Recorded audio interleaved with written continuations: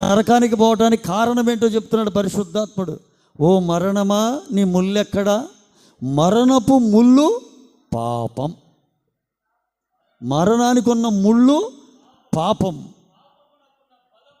పాపానికి ఉన్న గట్టిగా చెప్పండి.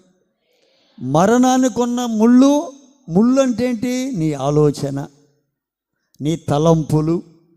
మరణానికి ఉన్న ముళ్ళు పాపం. పాపానికి ఉన్న బలం ధర్మశాస్త్రం. అన్నీ చేస్తుంటాం శరీర సంబంధంగా. పాపమని రాయబడింది అది. ఇక్కడేమంటాడు? పాపము చేయు ప్రతివాడు అపవాది సంబంధి. ఇక్కడ ఎవరన్నా నేను పాపం చేస్తున్నాను చేతులు ఎత్తమంటే ఎవరు చేతులు ఎత్తరు.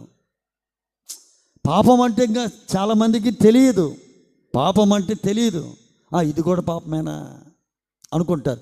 ఆజ్ఞ అతిక్రమమే పాపం అంటుంది దేవుడు. దేవుడు ఏం చెప్తున్నాడో ఆజ్ఞ ప్రకారంగా ఉంటేనే. ఆజ్ఞ ప్రకారంగా నువ్వు లేకపోతే పాపము నీలో ఉంది. పాపము చేయు ప్రతివాడు అపవాది సంబంధి. యోహాను రాసిన మొదటి పత్రిక 3వ అధ్యాయం 8వ వాక్యాన్ని చదువుకుందాం. అపవాది మొదటి నుండి పాపము చేయుచున్నాడు కనుక పాపము చేయువాడు అపవాది సంబంధి.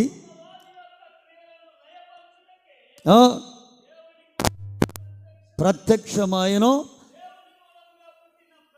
అదిగోండి, దేవుడు మూలంగా పుట్టడం అంటే ఏంటి? బాప్టిజం పొందినవాడు. బాగా వినాలి.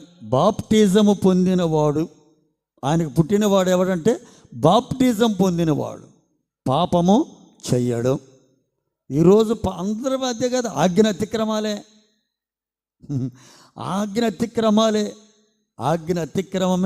పాపం. దేవుడు వద్దన్నది చేయటమే పాపం. ఆమేన్.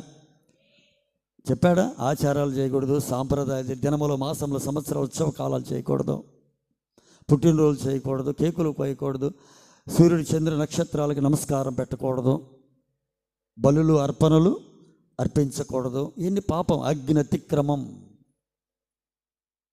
దానికి ఒక ప్రార్థన పెట్టి పెడుతున్నావు, పాపం కదా. ఆమేన్. ఆజ్ఞ అతిక్రమమే పాపం. అది గుర్తుపెట్టుకోండి మీరు. అందుకని ఈ అపవాది అంట ఏ రోజు సత్యమందు నిలిచిన వాడు కాదు, వాడిలో సత్యమే లేదు.